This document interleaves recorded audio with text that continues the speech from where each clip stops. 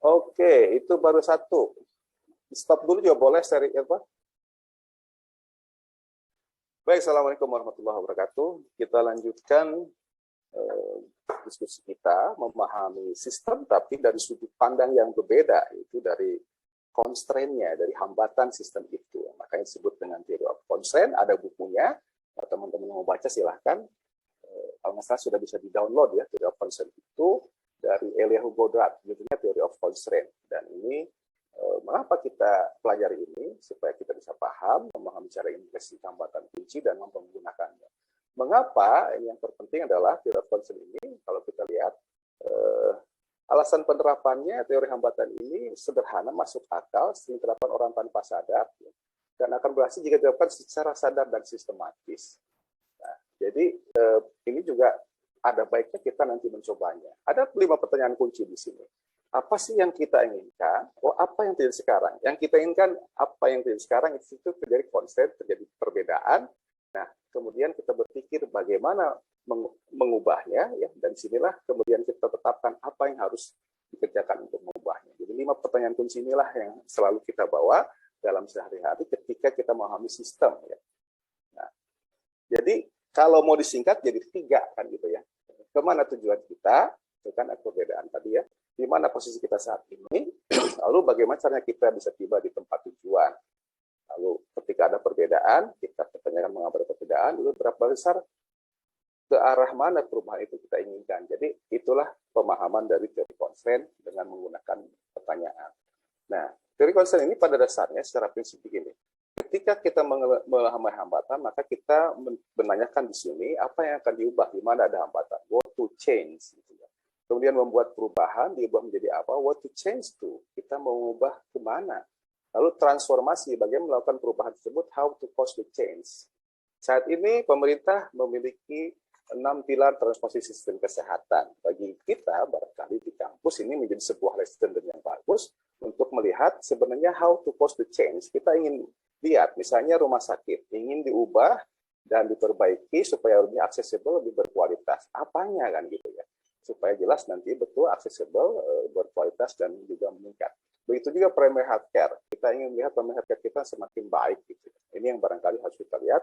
Nanti perubahannya itu harus jelas. Mau kemana dan harus jadi apa. Gitu. Ibaratnya, kalau saat ini adalah ulat, ya, ketika bertransformasi jadi kepompong, itu berubah bentuk, berubah fungsi. Ketika nanti jadi kupu-kupu yang indah, itu pun jelas berubah bentuk dan berubah fungsi. Di sini barangkali challenge-nya ketika kita mengatakan transformasi.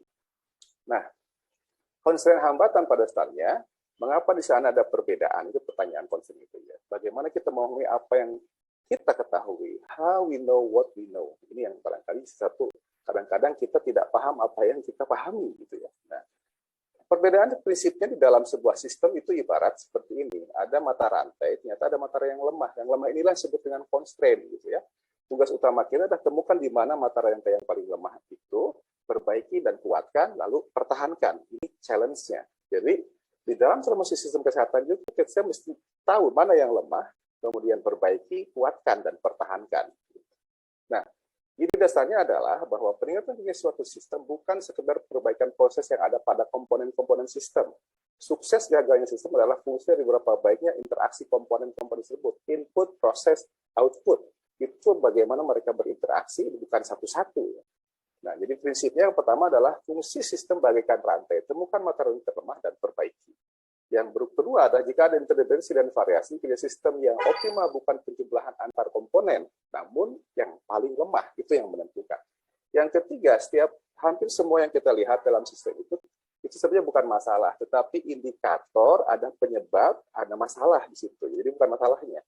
Semuanya adalah undesirable effect atau efek yang tidak kita inginkan. Jadi kita mesti menemukan itu. Yang berikutnya, solusi yang optimal menurunkan waktu yang berlipat atau sumber daya. Hambatan fisik mudah dibatasi dan diurai.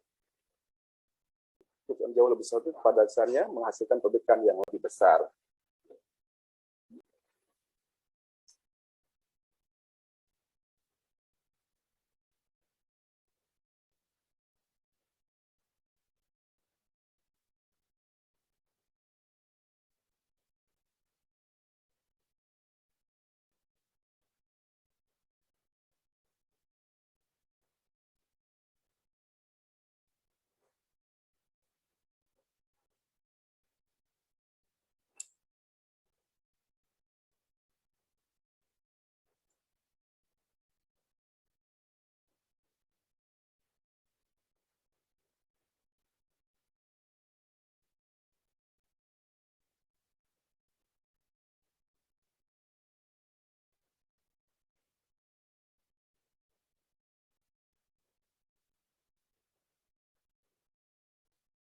ya. Hambatan sampai ada dan diurai.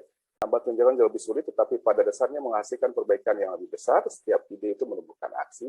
Banyak ide besar yang gagal pada tahap implementasi. Jadi ide saja itu bukan solusi. Ide itu harus diuji, diimplementasikan, barulah kita tahu ini solusi atau bukan. Nah, jadi di sini barangkali pertanyaan kuncinya adalah cara yang terbaik ketika kita menyelesaikan masalah, bukan langsung tiba-tiba kita investasi hal baru ya, tetapi kita harus merekonfigurasi dan meraih alokasi. Jadi solusi itu dari internal, bukan kemudian langsung invest hal baru, karena walaupun kenyataan sering ada orang langsung invest hal baru atau investasi baru, itu akan sangat mahal gitu ya. Nah, contoh ya, di sini pipa, ini kapasitas pipa di tahap 1 ini 5 inci, kemudian 3, 4, 2, lalu 6. Nah, kapasitasnya sesuai dengan prinsip tadi, itu bukan 5 tambah 3 tambah 4 tambah 2 tambah 6, tapi yang 2 inilah yang akan menentukan. Karena ini bisa lewat 5 gitu ya, kemudian yang masuk cuma 3 masuk ke 4 langsung lari, tapi begitu sih tertahan, sehingga yang masuk ke akhir itu cuma 2. Jadilah kalau di dalam ekonomi kita mengenal ada normatif, ya kan, normatif capacity dan actual capacity. Ini actualnya, gitu. Normatifnya bisa jadi lebih besar, tapi actualnya inilah barangkali kita hadapi. Sehingga ketika lihat hambatan sistem seperti ini, nah lihat ya, di sini yang paling menentukan tentu saja di C, di 6, ya, karena 6 inilah yang akan menjadi bottleneck kan begitu. Kemudian ketika kita lakukan perbaikan 6 menjadi 18, maka bergeser ke step D yang cuma 8. Kemudian kita memperbaiki perbaikan semuanya gitu ya. Tapi kita lupa bahwa market itu cuma 15. Ini juga kita berlebihan produksinya. Jadi seperti itu. Sistemnya harus dilihat secara utuh gitu ya. Nah, jadi dalam solusi ini maka pemecahan terbaik masalah lokal hanya dapat dilakukan oleh orang lokal. Local problem solved best by local people. Jadi kalau ada masalah di rumah sakit, pada dasarnya bukan kita membawa solusi dari luar ya. Ini yang harus kita ingat. Jadi bagaimana kita mengatur hambatan kunci, nah ini diskusi kita akan lanjut pada pertemuan berikutnya, yaitu tentang root cause analysis.